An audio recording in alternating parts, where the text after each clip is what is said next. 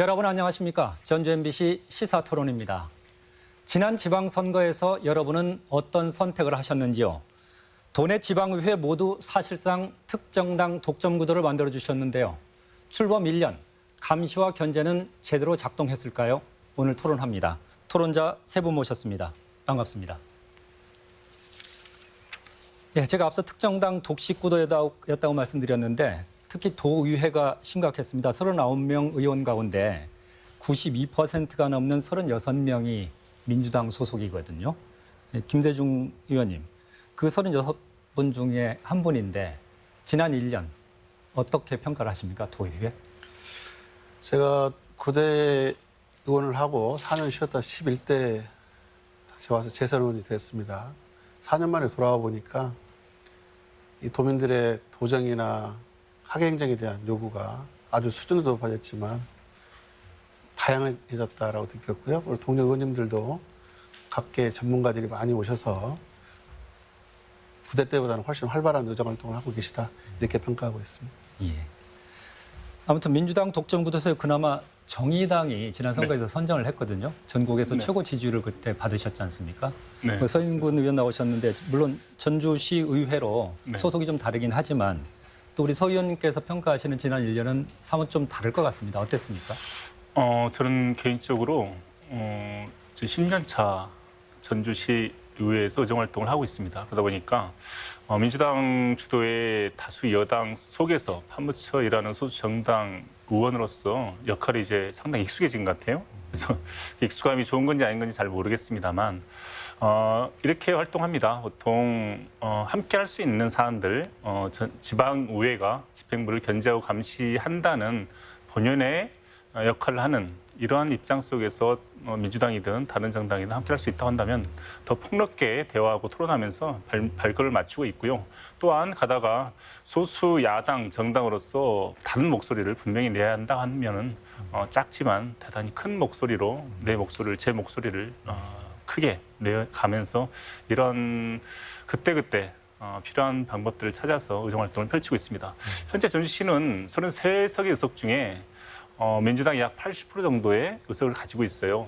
전라북도 의회보다는 조금 합리적인 의석 분포 아니겠는가 뭐 이렇게 얘기를 할 수 있겠습니다만 예. 사실은 그 정도 선에서 제가 지금까지 쭉 지켜왔던 걸로 봐서는 전주시의회 역시 일당 독점 구조 속에서 나타나는 필연적인 어떤 폐해들을 그대로 안고 있다. 그것이 현실이라고 인정하지 않을 수 없을 것 같습니다. 예. 네. 지금 지난 지방선거에서 보니까 지방의회, 도내 지방의회가 15개 도시군이지 않습니까? 77.5%가 민주당이거든요. 어쨌든 지금 조심스러운 평가를 해주셨는데 객관적인 평가는 아무래도 의회 밖에 있지 않을까 싶습니다. 김남규 위원장님, 저 11대 지방의회 어떻게 보셨습니까? 네, 우선 방금 서인군 의원이 10년 차 전주시 의회에서 의정활동하고 계신다고 말씀하셨는데 저는 민선자치의회 저희 단체를 만든 지 20년 돼가지고 20년 차 지금 지방의회 지방자치를 감시하고 있고요. 방금 사회자께서 말씀하셨는데 그 중요한 기점은 정권 교체 이후에 선거했고 1년이 지난 거잖아요. 지방선거하고. 그래서 아무래도 도민들의 관심은 중앙정부에 거는 기대를 지방정부, 지방의회가 지역 발전을 위해서 뭔가 좀 새롭게 끌어오고 새로운 모습을 보여주기를 원했던 그런 1년이 아닌가 평가의 기준을 본다라고 하면 그런 점에서 보면 1년이라는 시간이 뭐 짧기도 하고 길게도 느낄 수도 있지만 아직 눈에 띄게 이렇게 주민들이 흡족해할 만한 그런 건이 없었던 게 아닌가 좀 싶고요. 특히 이제 대통령 공약 사업 예를 들면 제3금융도시라든지 새만금 기타 지역 공약과 관련해서 집행부와 협력 또는 집행부를 강하게 견제하면서 또 그 일이 잘 되게 촉구하면서 그렇게 좀 부각되는 이슈를 만들어내지 못한 그런 1년이 아니었느냐 하는 평가를 할 수 있겠습니다. 어떻게 보면 그렇기 때문에 앞으로 이제 남은 3년이 더 관심이고 우리가 또 지켜봐야 하지 않을까 싶긴 한데요. 실은 이 지방의회 독점 구도라고 이야기를 했지만 이건 민심의 선택의 결과이기 때문에 그 자체를 뭐라 할 수는 없을 겁니다. 문제는 이런 구조가 과연 의회 운영에 민주적인 그 의회 운영이 할 이런 쪽에 어떻게 작용했냐는 것일 텐데 우리 김대중 의원께서 보시기에는 어떻습니까? 이런 구조가 의회 운영에도 어떤 영향을 미쳤다고 보십니까? 제 경험으로 볼 때는 그 의회 내부에 있어서는 평소 의정 활동에서 소속 정당의 정강 정책이나 당리 당략에 따라서 의정 활동하는 경우는 극히 일부에 불과합니다. 무소속 의원님이시건 특정 정당 소속의 의원이시건 서로 구분 없이 협력하면서 집행부를 견제하고 감시하는 역할은 협업을 통해서 잘 하고 있다고 제가 장담할 정도입니다. 그래서 정당의 문제는 의원님들끼리 크게 부각된 적은 거의 없고요. 다만 아주 예외적으로 특정 정당에서 문제를 제기하는 경우가 있는데 지난 1년 동안에는 뭐 그런 특별한 것은 없었다. 다만 뭐 소수 정당이신 우리 정의당 의원님이 정의당 의원님 한 분 계시는데 눈에 띄는 활약을 해주셔서 저희 민주당 의원님들도 규감으로 알고 같이 협업을 더 강화하려고 노력하고 있습니다. 근데 실은 그 지방의회라는 게 상임위원회 중심으로 좀 운영이 되지 않습니까? 네. 그런데 그 지난 1년간 보면 출범 때부터 의장단 구성이라든지 상임위원장 구성을 보면 사실상 뭐 다수결이기 때문에 불가피하게 또 특정 당이 다 독식을 하지 않습니까? 그렇게 되면 이게 의회 운영에 긍정적으로 작용했다고만은 볼 수 없는 거 아닐까요? 다수이기 때문에 또 그 모든 의회직을 다 차지해야 된다, 독차지해야 된다. 이 논리가 그 어떨까 민주적일까요?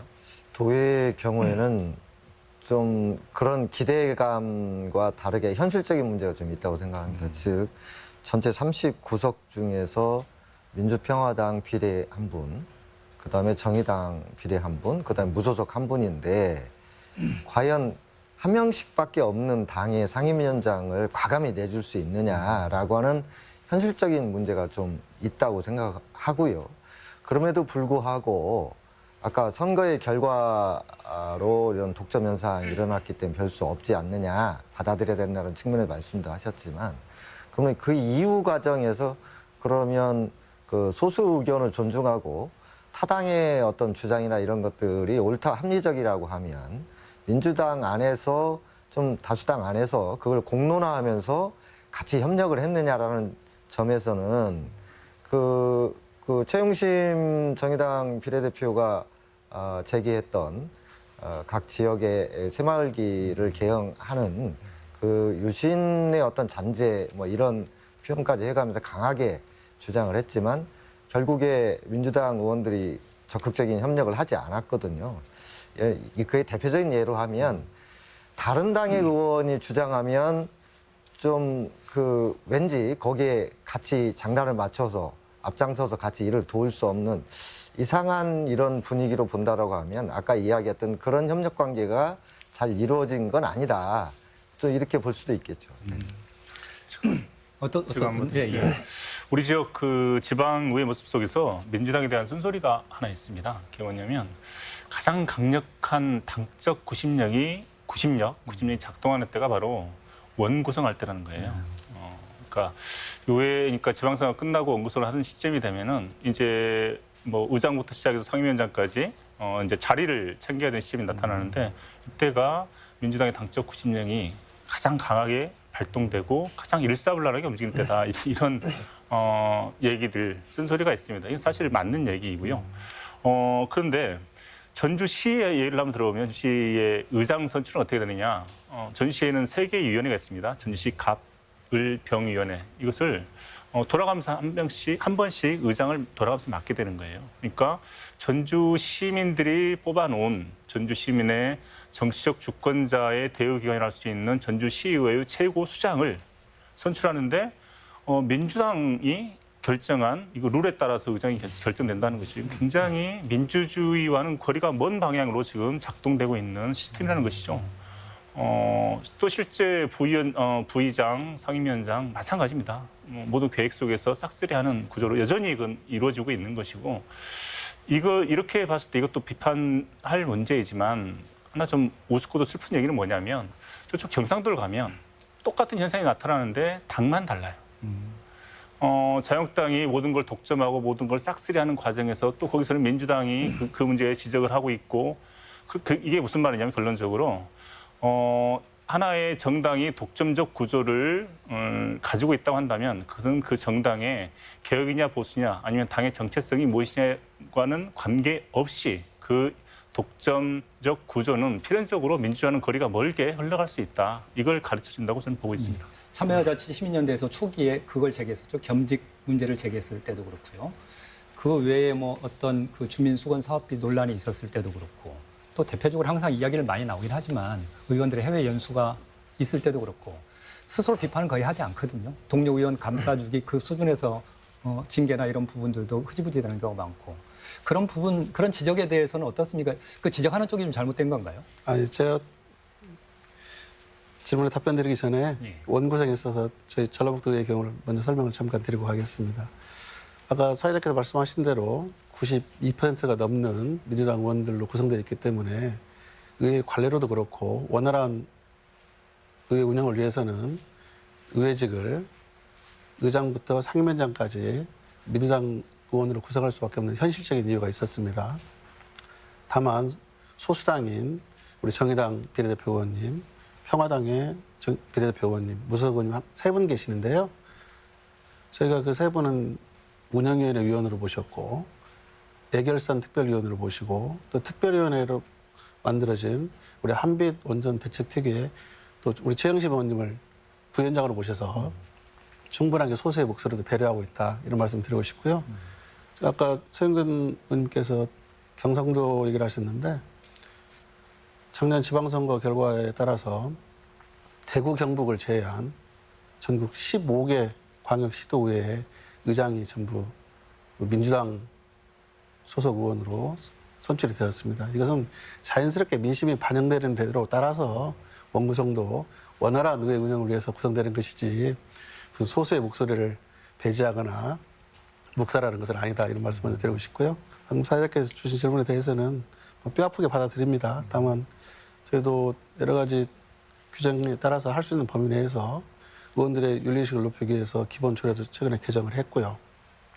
또 밖에서 시민들이 따뜻해 주시는 목소리를 뼈아프게 듣고 있습니다. 또 뭐 시스템이 잘 정비되는 우리 시민단체에서 항상 우리 의회 활동을 자세히 들여다보고 계시기 때문에 저희가 뭐 작은 거 하나라도 허투루 하지 않으려고 노력하고 있다 이런 말씀 드리고 싶습니다. 여기서 하나 구분하고 싶은 게요. 저는 아까 서영근 의원의 그 원구성 문제 그 일부 동의하지 않는 것이 저는 정의당이 다수당이 돼도 아마 상임위원장이라든지 의장은 그 선의의 양보를 할 것인가 그러면 입장을 바꾸고 저는 그걸 실행에 옮기기 전까지 절대 믿지 않습니다. 다만 아까 네. 아니 왜냐하면 정치라는 게 자기 권력을 나눠지지 않는다라고 하는 그런 측면에서 저는 그게 이루어질 때까지 믿지 않고요. 다만 이제 민주당 안에서 지역위원회에서 돌려가면서 의장을 하는 이런 관행은 선출 과정의 문제라고 보는 거고요.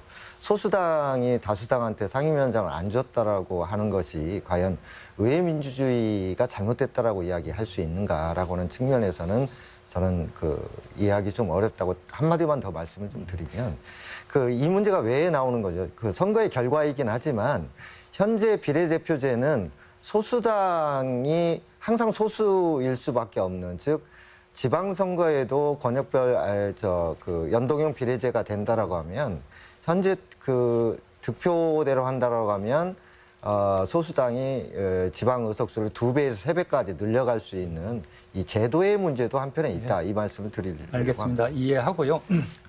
원구성 그 문제가 좀 논의가 길어지고 있는데 이런 부분은 좀 정리를 해볼 필요가 있습니다. 그때 당시 도의회 원구성할 때를 보니까 그 도의회 의원총회가 열리는 게 아니라 그 원구성을 하기 전에 민주당의 의원총회가 열립니다. 그러면 그 결과가 그대로 그냥 반영이 되는 그러다 보니까 그 과정에서 토론도 없고 논의도 없고 이런 건 민주적이지 않다는 것을 그런 지적하는 어떤 측면으로 받아들일 필요가 있을 것 같고요.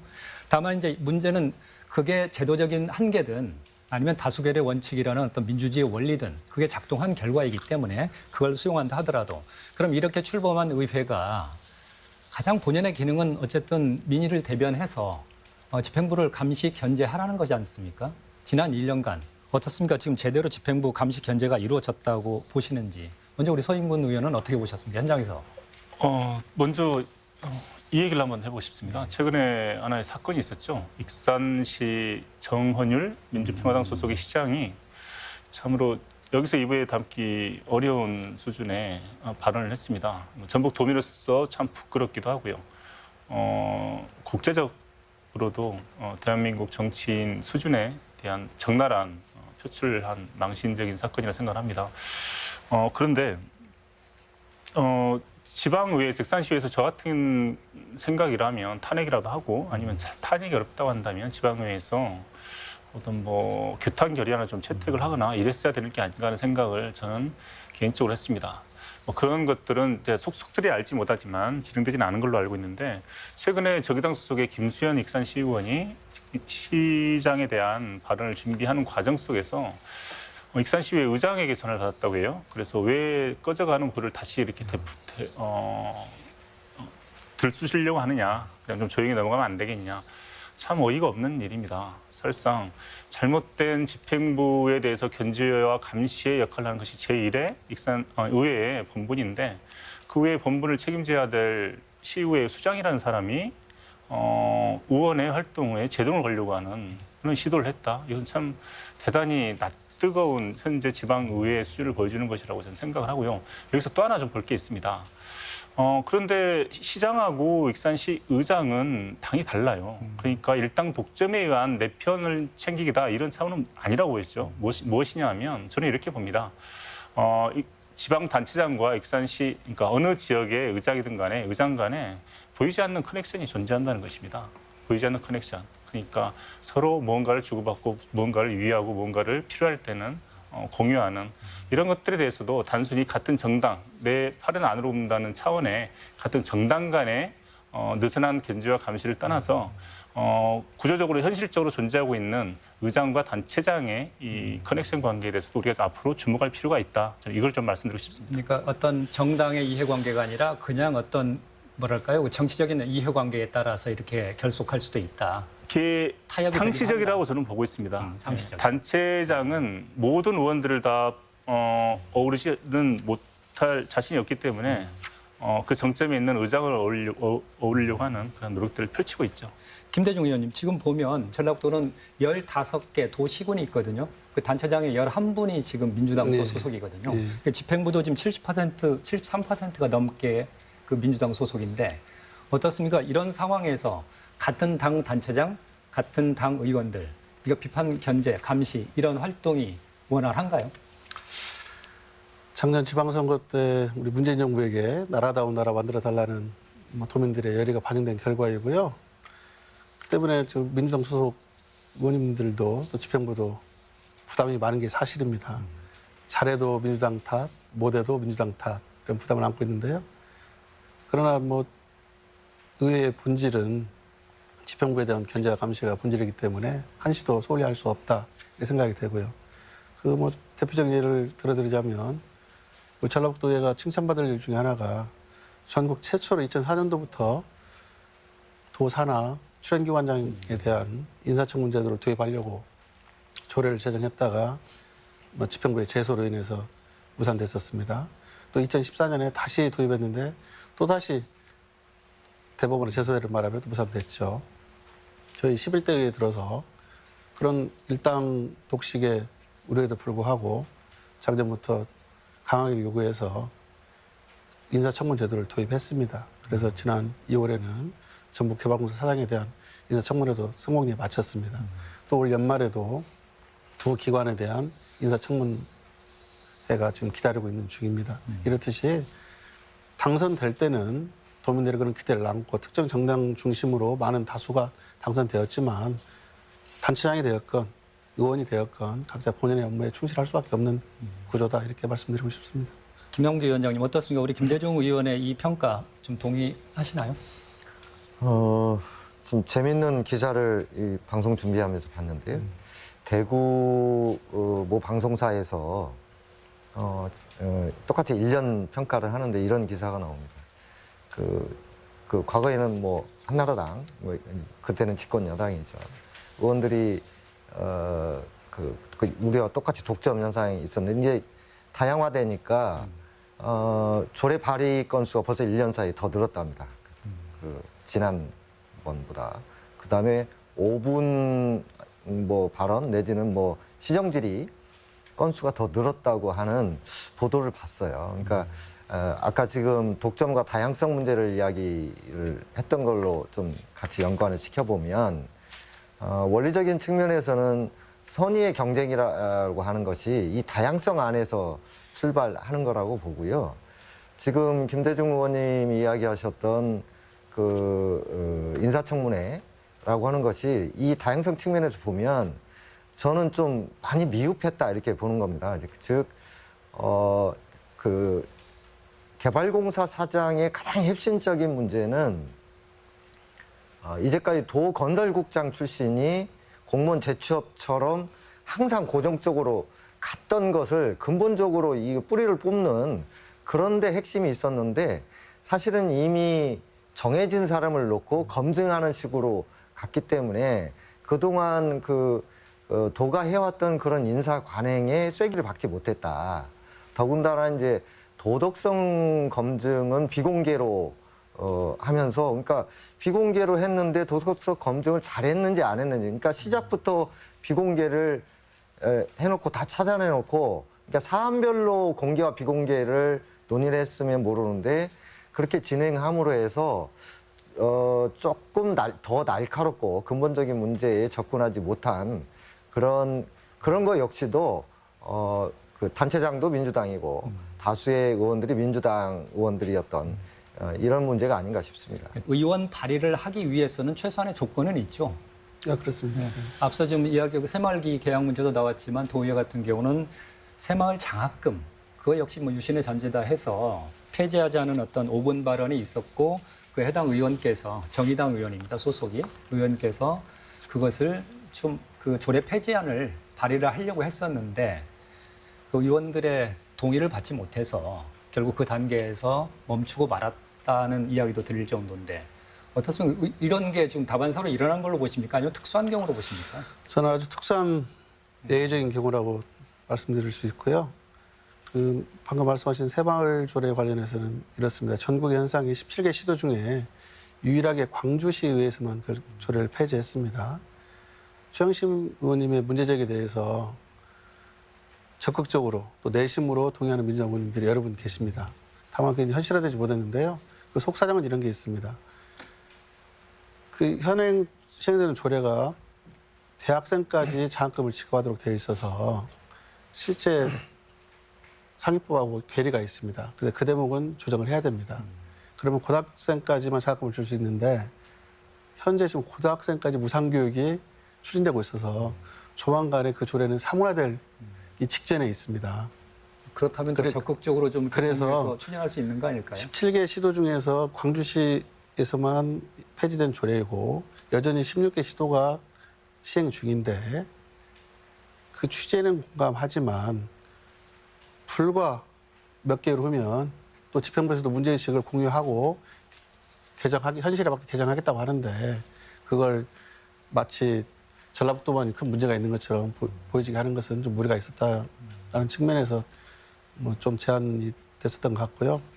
아까 우리 서영근 의원님이 다른 시의 경우를 말씀하셨는데 그 시는 그런 것 같습니다. 단체장하고 의회를 대표하는 뭐 의장이라든가 의회 중진 의원들과 무슨 정책 이야기가 얽혀 있는 게 아니라 아까 저는 선의로 해석할 때 아마 그 해당 지자체가 좋지 않은 일로 전국적으로 기사화되거나 그 관심을 받게 될 경우에 그 해당 지자체가 받는 그 부작용에 대해서 염려를 하면서 좀 부끄러운 일은 내부적으로 좀 정리를 하고 좀 덮고 가자 이런 취지였지 있던 것을 없게 하거나 뭐 단체장과 의회 간에 무슨 어떤 보이지 않는 나쁜 커넥션이 있는 것처럼 해석하는 것도 조금 때로는 신중해 볼 필요가 있다. 이런 말씀 드리고요. 그렇게 또 아까 인사청문제도 말씀하셨는데 인사청문회가 지금 다소 첫발을 뗐지만 욕심에 차지 않은 이유가 있습니다.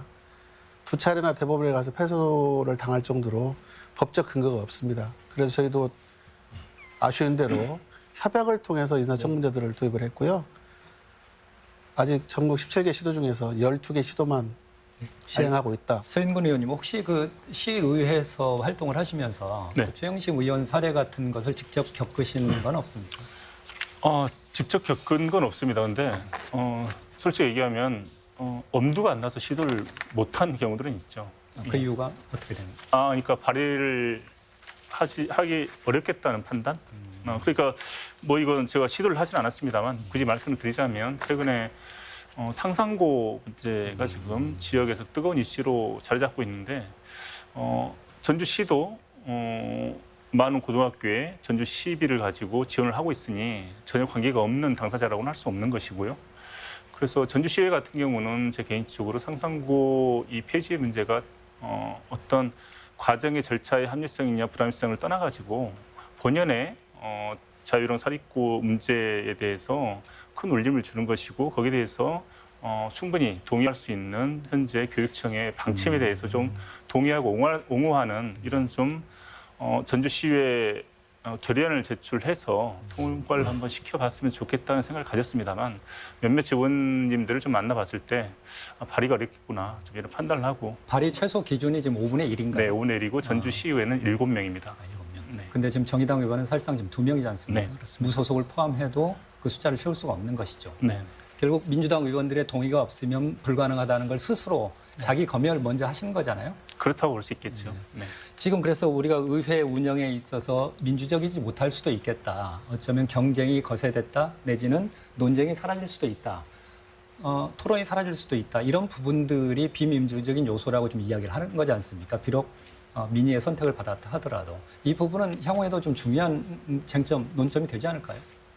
그러니까 이미 다수의 독점이 이뤄진 상태 속에서 이걸 그 숫자로 돌파하기 어려운 측면, 그렇다고 아까도 말씀드렸지만 자리를 선의로 양보하라 이렇게 할 수는 없는 거고요.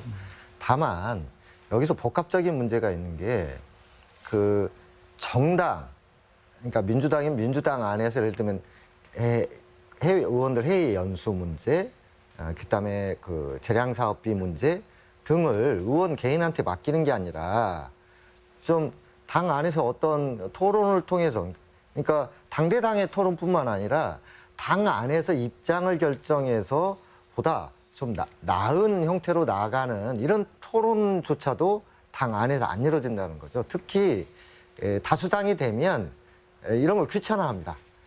그 문제를 찾고 개척하고 해결하기보다는 덮는 쪽으로 가는 이 당의 어떤 책임성의 문제가 있고요. 아까 그 상상고를 예를 드셨는데 더 지금 심각한 예는 전주시가 전주 종합경기장 문제에 대해서 내부 토론조차 않는다는 겁니다. 즉 개개인의 의원들은 몇 가지 문제의식이 있는데 좀 그걸 어떤 결정하는 의회의 그 회기도 아닌 그냥 의원들 간의 토론조차도 눈치를 봐야 하는, 그러니까 다수당 안에서 이렇게 모난돌이 되면 좀 이상한 그 나중에 결과가 오기 때문에 오히려 민주당 안의 문제가 더 큰 문제가 아닌가 싶습니다. 좀 다행인지는 모르겠습니다. 지금 지방자치법 개정이 추진되고 있지 않습니까? 그 요체는 주민자치를 최대한 확대하자는 것이고 그 중심에는 지금 지방의회가 있습니다. 근데 어떻습니까? 지금 이런 상황에서 자칫 지방의회가 이렇게 신뢰를 받지 못하는 상황에서 권한이나 어떤 이런 걸 확대하는 쪽으로 자치법이 개정된다고 하는 것이 공감을 받을 수 있을까요? 이제 그걸 통틀어서 이제 주민자치 역량, 지역 정치 역량 이렇게 표현을 하거든요.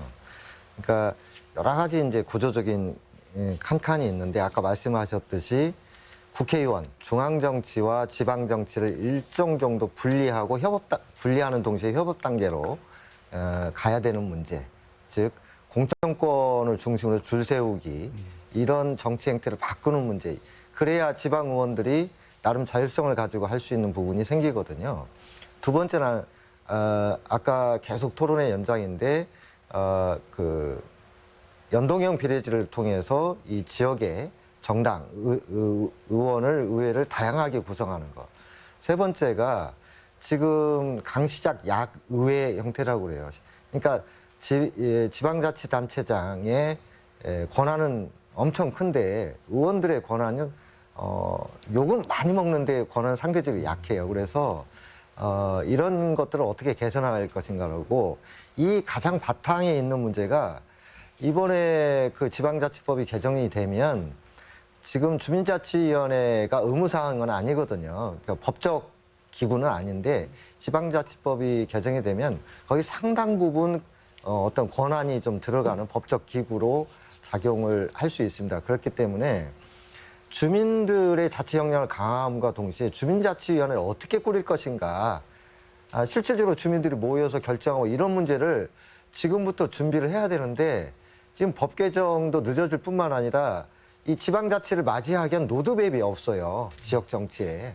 그래서 저는 정의당도 그렇고 민주당에서 지방자치 시대를 말로만 할 게 아니라 실제 당 차원에서 이런 준비를 어떻게 차분차분 해갈 것인가 이런 논의가 좀 지금 시급하지 않나 싶습니다. 알겠습니다. 더 많은 이야기들 좀 해야 하는데 시간이 여유가 없습니다. 그러니까 자치단체장들의 어떤 비리, 비위 이런 문제들까지 포함해서 감시 견제가 제대로 이루어지고 있는지에 대해서 더 많은 논의가 필요할 것 같은데요. 어쨌든 지금까지 지방의회 부정적인 측면만 좀 부각하지 않았나 싶긴 하지만 어쨌든 지방의회가 이대로 가다가는 위기일 수도 있겠다. 그런 데는 아마 대부분 공감할 수도 있다 싶습니다. 그러면 어떻게 바꿔나가야 할지 거기에 대해서 마무리 말씀으로 들으면서 정리하도록 하겠습니다. 네, 먼저 우리 김대중 의원님.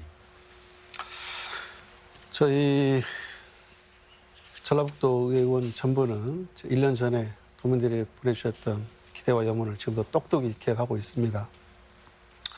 민주주의의 보루는 지방자치이지요. 문재인 정부는 연방정부에 준하는 지방자치를 하겠다고, 지방분권을 하겠다고 약속했지만 거기서 말하는 지방자치는 강한 지방정부에 국한되는 듯한 아쉬움이 있습니다. 지방자치법 개정을 통해서 의회의 인사권 독립, 또 정책 전문 지원 인력 확보 등을 통해서 보다 더 강하게 집행부를 견제 감시하면서 대안을 제시할 수 있는 의회가 되도록 최선을 다하겠습니다. 그런 강한 의회가 되기 위해서는 무엇보다도 도민들의 많은 관심과 응원이 필요하다고 생각됩니다. 앞으로도 많이 응원해 주시고 관심 가져주시길 부탁드리겠습니다. 예, 서연권 의원님. 네. 일당 독점 구조의 지방 정치는 필연적으로 고이고 썩은 물을 양산하게 될 것입니다. 이건 지금까지 그렇게 만들어져 왔던 사실이 있고요. 그렇기 때문에 다수당의 경우는 다수당의 정당은 끊임없이 자기 자정 능력을 좀 제고하는 저를 돌아보면서 성찰하는 능력을 좀 키우는 이런 노력과 실천들이 있어야 한다는 거고요. 그리고 소수 정당이라고 한다면 더욱더 우리 시민에게 다가가면서 우리 유권자들의 마음을 얻기 위한 노력을 더욱더 열심히 해야 하는 또한 의무가 있다고 봅니다. 그런데 결국 선거 과정에서 정당을 선택하는 그 힘은 주체는 주민입니다. 유권자입니다. 유권자들이 만드는 것이죠. 그래서 이런 말이 있습니다. 정치는 유권자를 넘지 못한다 이런 말이 있어요. 짧은 말입니다만 굉장히 의미 있는 말입니다. 그래서 결국 우리 지방자치를 발전시키기 위해서는 우리 정당의 적극적인 앞선 노력이 필요하겠지만 동시에 우리 유권자, 우리 전북 도민들도 함께 지방자치 발전을 위해서 함께 노력에 입사하는 당부를 드리면서 열심히 하겠다는 말씀 드리겠습니다. 네. 마지막으로 김남규 위원장님. 제가 지방의회 의원들을 만나면 요즘 자주 하는 이야기가 의회도 거버넌스 구조를 좀 많이 만드십시오. 왜냐하면 집행부 때 항상 뒤따라가기에 바빠요. 그리고 의회가 거버넌스 구조를 거창하게 만들 수는 없지만 지역 어떤 정책, 의제, 또 민원 등등 여러 가지 형태로 주민들하고 소통을 의원들 개인이 하는 게 아니라 의회 차원에서 뭔가 좀 활발하게 토론되고 여론도 형성하는 거버넌스 구조를 만들었으면 좋겠고요.